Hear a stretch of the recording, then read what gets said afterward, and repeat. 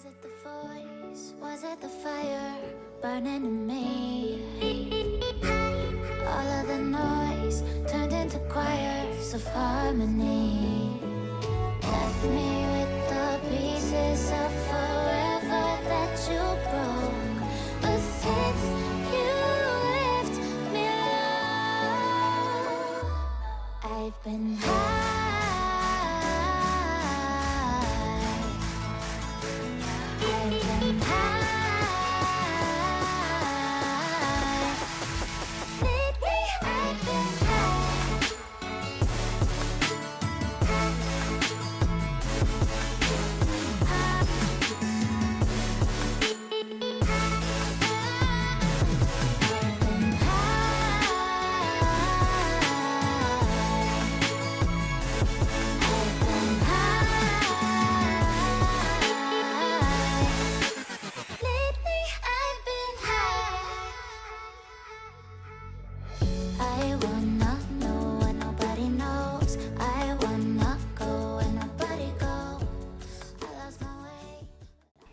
Hello friends, welcome back to the channel, or if you are new here, welcome. Today I am sharing with you some of our favorites from this past week of the meals that I have made for my family. I feel like I have jam-packed a bunch of different recipes into this video, so let's get right into it. I'm starting off today's video with the food that we had for our football Sunday. This is something that we do a lot throughout the fall. My husband is really big into football, and so often on Sundays we will have people over to watch football in the evening and eat food. It is usually a potluck style meal, so we will usually have a couple different people will bring crock pot stuff or a big dish of things. We often will have different dips. So today we're going to be doing something that is super easy, which I love, but always a favorite for football season. So we're going to be throwing some chili in the crock pot, and then I'm also going to make a couple of our family's favorite dips. Now, chili can be made a bunch of different ways. This is a way that I have found over the years I've kind of somewhat perfected for my family. I felt for the longest time that I was not very good at making chili. However, my family really enjoys this chili. So this is what I have been making for the last couple of years. And really, I keep it very simple. I start off by browning some ground beef in a skillet with onions. I have that now in the crock pot. And usually I'll use just the original chili flavoring packet. However, they didn't have that, so I used, I think it was mild, which there really wasn't much of a difference from what I noticed. And then I used 2 to 3 cans of the mixed chili beans, and then I also will end up throwing in a can of red kidney beans, which is optional. I kind of just threw that in last minute. It is not something that I always will add. Over the years of trying out different chili recipes, we found that we like more of the beef broth base in the recipes and not so much of the tomato base. So a lot of times I will do beef broth in with the whole mixture, and then I will add in a can of diced tomatoes, usually not with the chilies. I like to add a can of chilies, but I like to do it separately because the like Rotel can, for instance, I feel like is a little too spicy for my kids. So I'll add in just one of these small cans of chilies, and then sometimes I will add in a can of diced tomatoes. It really just depends what we're feeling. So I did that whole mixture, and then I'm like, you know what, I want to add a little bit of this Pete's hot sauce to add to it. I don't usually do that, but I wanted to give it a try. So I got that all going in the crock pot on low for 6 hours, and in the meantime, I am going to start on the dips.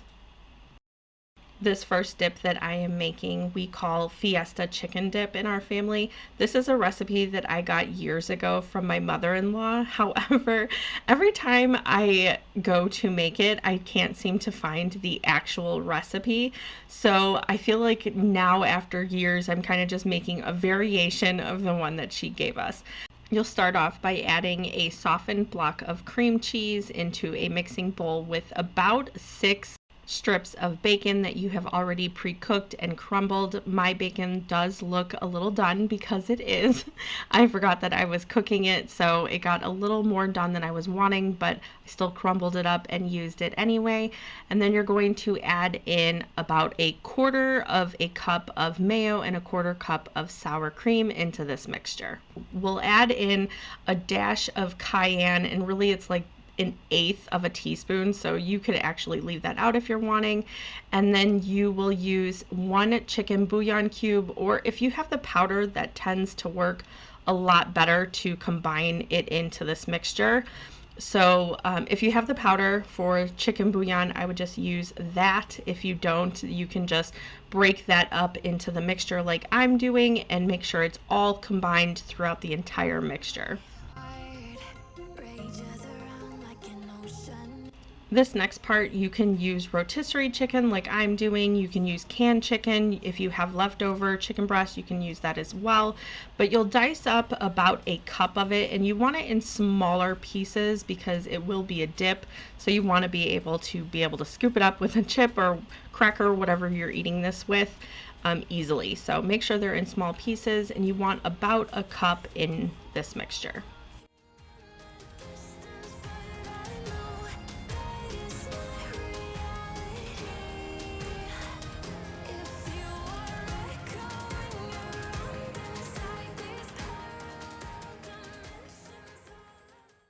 After you have all the chicken cut up, then you're going to add it into the bowl and give it a really good mix to combine everything.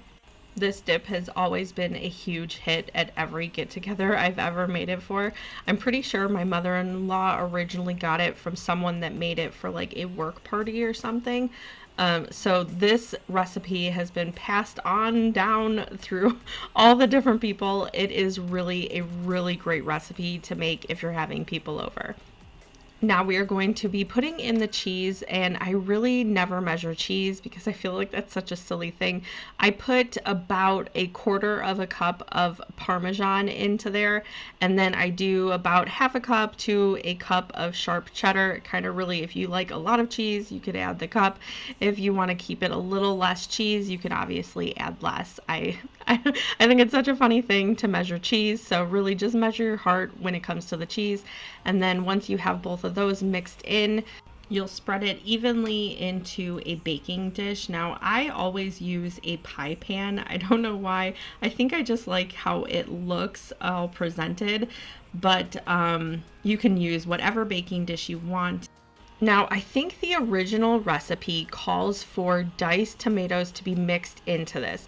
However, not everybody likes tomatoes, so what I have always done is I actually usually will take the cherry tomatoes and I cut them in half, and I usually will put them in some type of like a little floral pattern on here. I do not have any cherry tomatoes, so I ended up just dicing up or slicing up a medium-sized tomato probably and laying it out in that shape. That way, if you don't like tomatoes, you can avoid those pieces.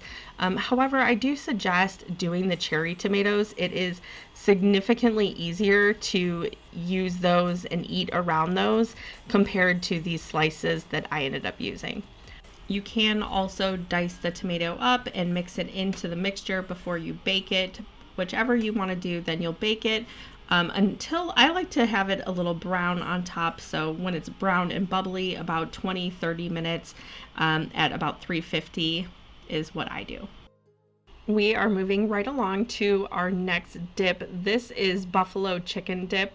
You start off with using another brick of cream cheese that is softened, and then I am using 2 cans of chicken. You can, just like the other one, you can use rotisserie, you can use chicken if you have it on hand.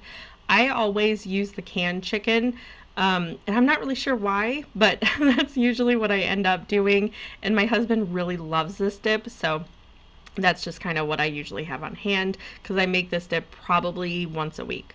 So you'll do 2 cans of the chicken in the can with the cream cheese. You'll do about a half cup of mayo into that, and then I really eyeball the hot sauce. So you're wanting I'm using the the Pete's hot sauce, but I'm trying to think. Oh, Red Hot. I usually will use Red Hot. However, we found this one and it is very, very similar. So I'm just using that, but that is the style of hot sauce you're going to want to use in this. And like I said, I kind of just eyeball it because sometimes we want it spicier, and sometimes if we have other people coming over, I won't make it as spicy. So I start small and just slowly add it into the mixture until it's about what we're wanting. Then I am dicing up a couple of stalks of celery. Now, I love celery in dishes, so I probably do more than most people, but I am, again, chopping it up really small. So if you're eating it with chips or crackers or veggies, it can easily be scooped up. And then I'm going to toss that in and give it a really good mix. I also like to incorporate some garlic powder, and again, I just eyeball that as well. I want to say maybe a teaspoon is what I use. Sometimes it's more, sometimes it's less, but I think it's usually about a teaspoon is what we enjoy. I serve this dip cold, which is one thing I really like about it because you can keep it in the fridge if you don't finish it all and then be able to snack on it throughout the week. So I usually will serve it with some type of crackers or chips. I, of course, will eat it with more celery because I love celery. So here I am taste testing, and that is how we usually eat it. Now it has been all day, so the chili is finally done in the crock pot, and here is how it turned out. I also did make a loaf of that cheddar jalapeno bread, and I added more jalapenos this week, and so it was a little bit more spicier, but it was still such a delicious loaf of bread. If you're curious on the recipe for that, I recently just posted a video where I made that, and the recipe is in there.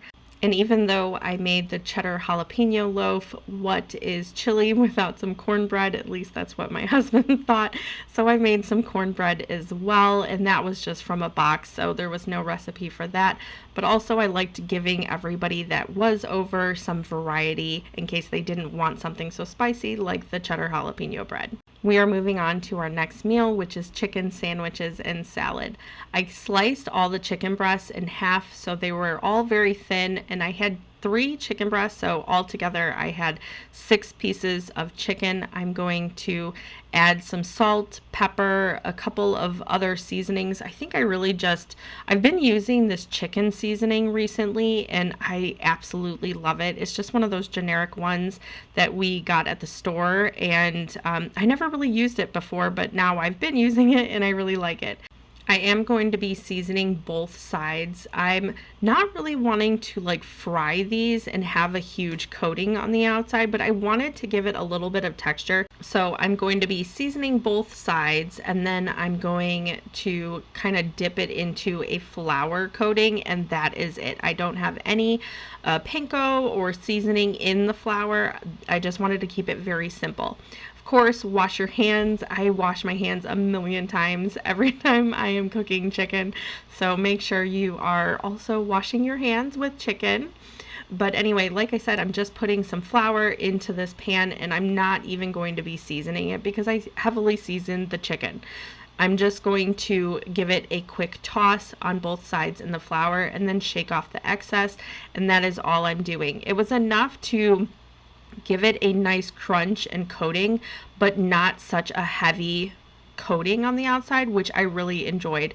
And these sandwiches ended up, I don't make these hardly at all, but this is something that I'm going to have to start making more regularly because my family really enjoyed it. Kyle even said that this was the best chicken sandwich that he's had in a long, long time. So that was a pretty big compliment because he really loves his chicken sandwiches.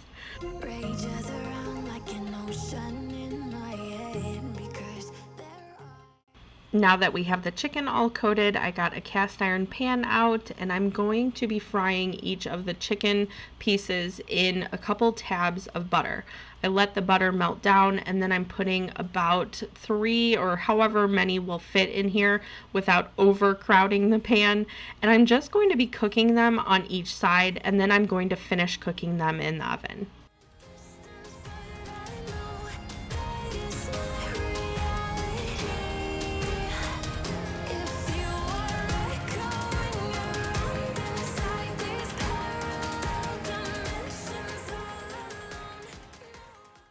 So I cooked them where they were just like this on each side. They were browning and getting a little darker on each side, and then I put them in the oven.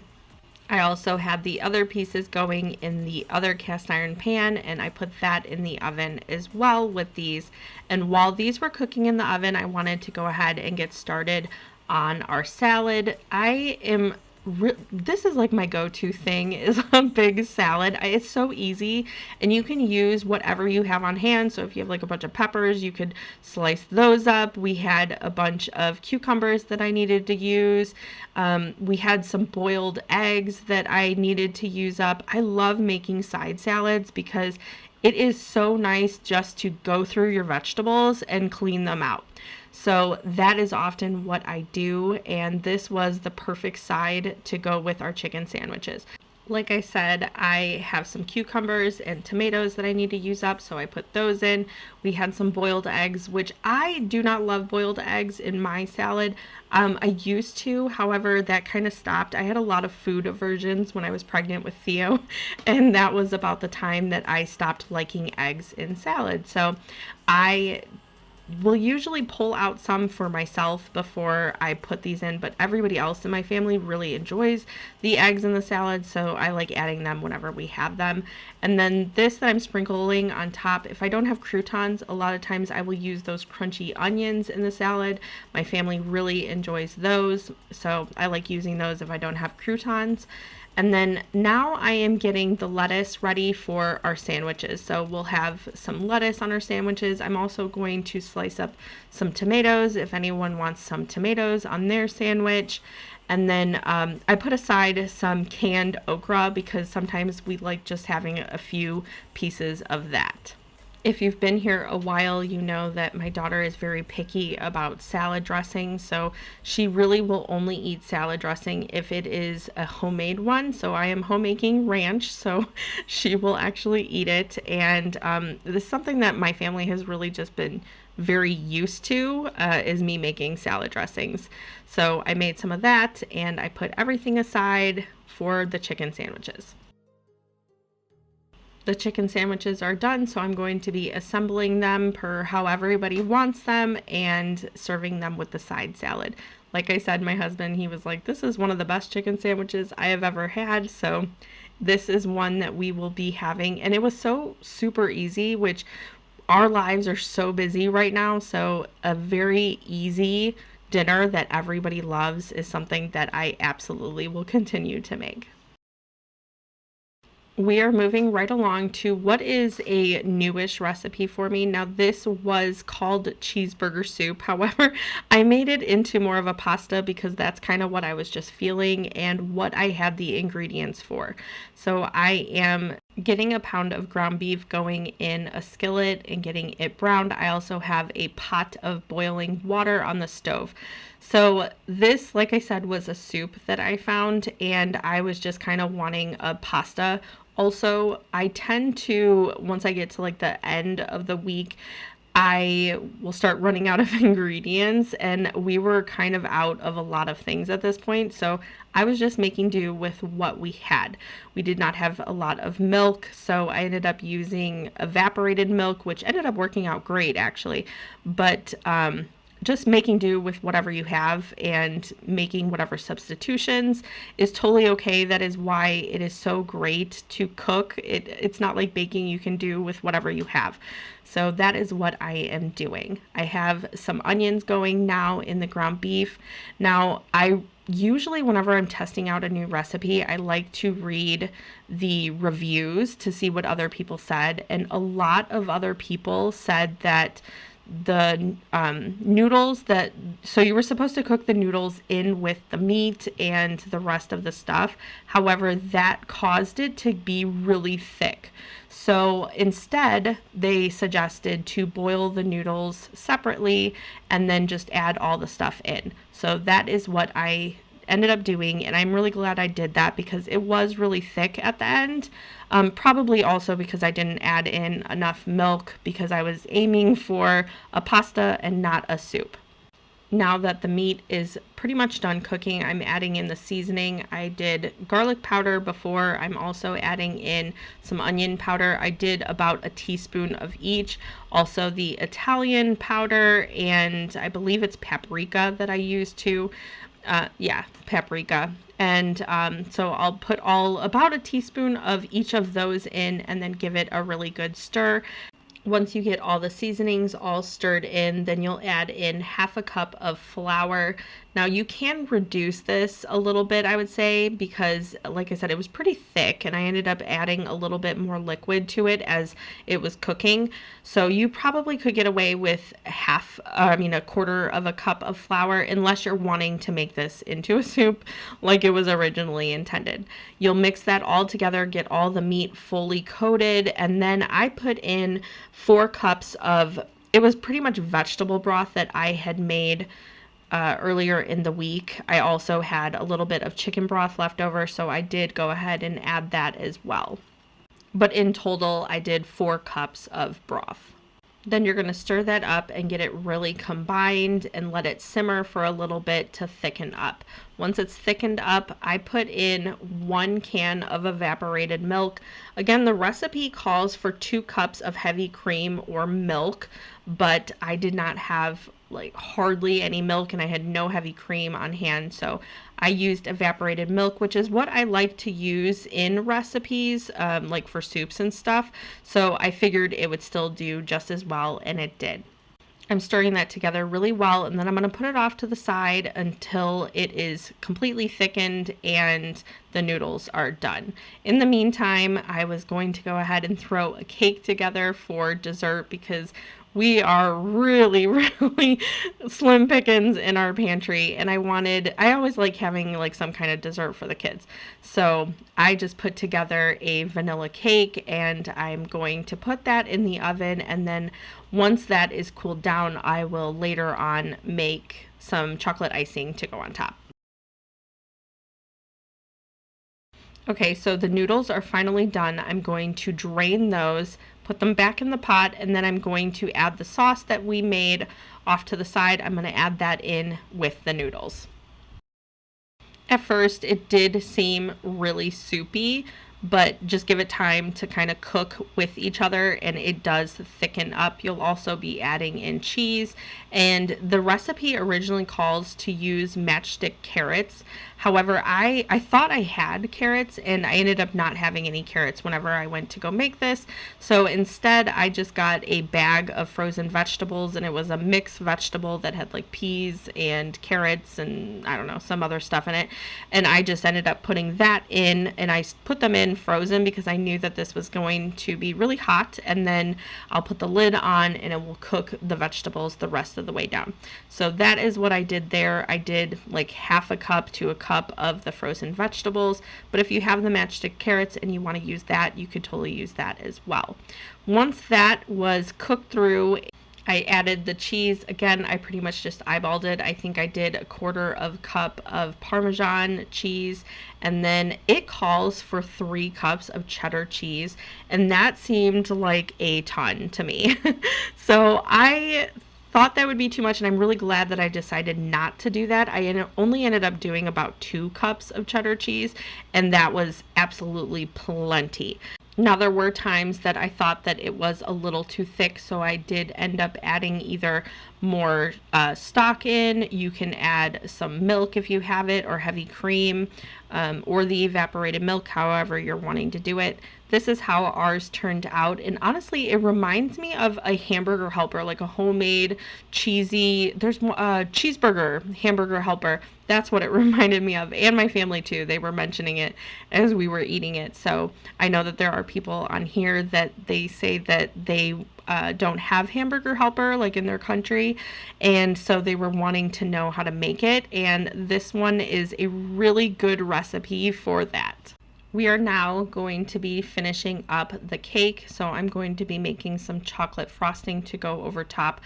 My husband ended up buying milk, as you can see, even though I was really prepared for it. So I was still going to make this recipe. However, I determined I was only going to be doing half because I only had half the amount of butter, and I knew that I only needed a little bit of milk. However, when he came home from work, he ended up bringing the milk, so it ended up working out. But this is the chocolate frosting recipe I always end up using. And if you're interested in making it for yourself, I will have the recipe down below in the description box. But it is a delicious chocolate recipe. It is very rich, but I like doing it on cake that is like a vanilla cake where there's not a ton of flavor because the chocolate is a very rich chocolate. And even though I half the recipe, you can see that I used half of it and it was the perfect amount. I knew that frosting, it always makes quite a bit, so I knew that I could get away with only making half of the recipe. For our next meal, we're going to be making something that is called cowboy sandwiches. And honestly, this was kind of fun to do because my kids were just like, what is a cowboy sandwich? And I kept talking like a cowboy and stuff. So anyway, we made it fun. You are supposed to be using a chuck roast. However, I had a minimal grocery budget when I was getting everything, and I opted into getting a pork roast instead, and it turned out amazing still. So really, you can, I think it was like $12 for this roast compared to the $25 that I was finding for the chuck roast in store. So just know that if you are trying to save a little bit on your grocery budget, you can switch out the meats in recipes like this. So I have the pork roast. I seasoned it just with salt and pepper, and then I put it in a really hot cast iron skillet with some butter in the bottom, and then I seasoned this side again with salt and pepper, and I'm going to flip it. I am just wanting to coat it. I do this with all my roast because I feel like it adds so much when you sear it first. So I seared it and then I put it in the crock pot. Now in the same exact pan, I am going to be making half a pound of bacon that I'm just kind of cutting up with some kitchen shears and putting in. The recipe did call for more bacon, but I only had 1 whole pound to work with this entire week, and because I used it a couple different places, I didn't have as much. So I'm doing half a pound of bacon, and honestly, I feel like that worked out just fine. I feel like any more than this might have been a little too excessive, so the half a pound ended up working out. I'm just going to cook that, and then I sliced up some onions really thin. I did 1 medium-sized onion, pretty thin slices, and I'm going to cook that down with the bacon, and then I'll add that to the crock pot.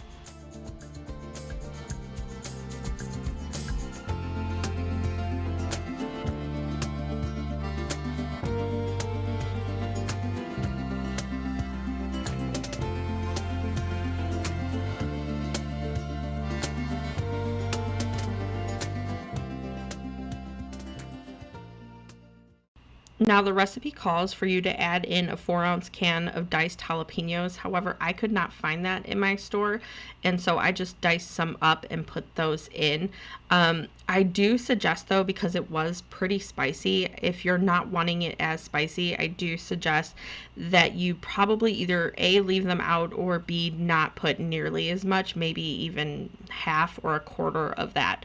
It just seemed like a lot. And then you'll put in 2 cups of the barbecue sauce, and then it calls for a 1/4 cup of brown sugar. I kind of thought that was a little bit too much because the barbecue sauce is already sweet, so I added in a little bit less of that. I added in some garlic, and then a couple tablespoons of what my daughter calls wash your sister sauce. So I did 2 tablespoons of that, and then I gave everything a really good stir just to kind of combine it and make sure it was all over the meat. And then you'll either cook that low and slow for 6 hours or on high for 4.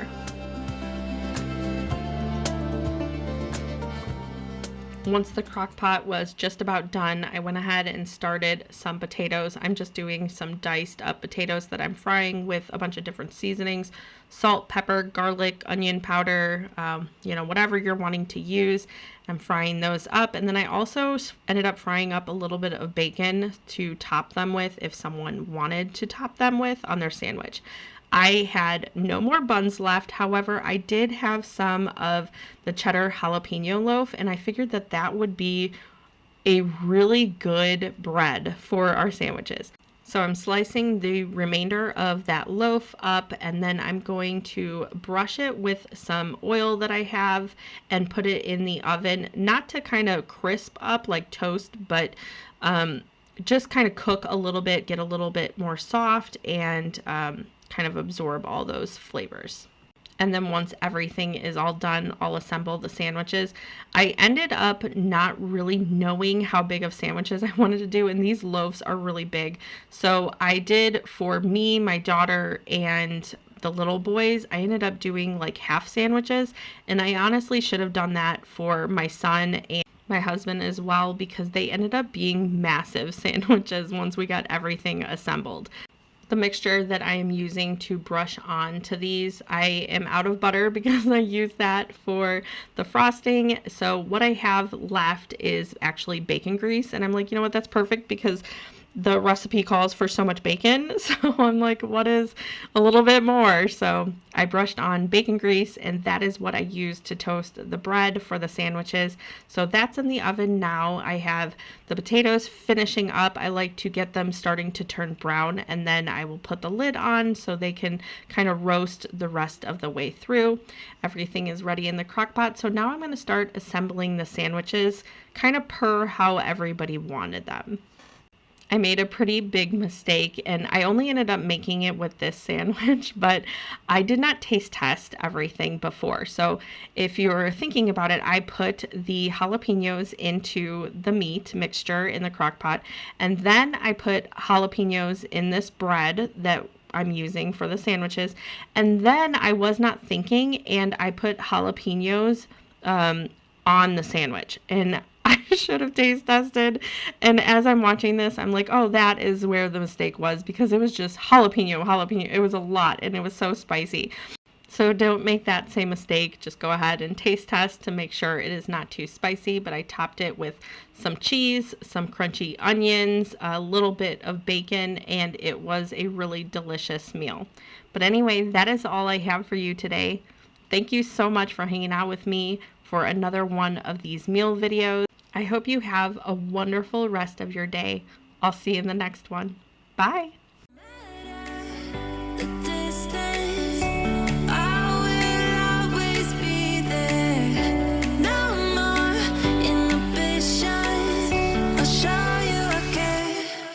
You've been lost.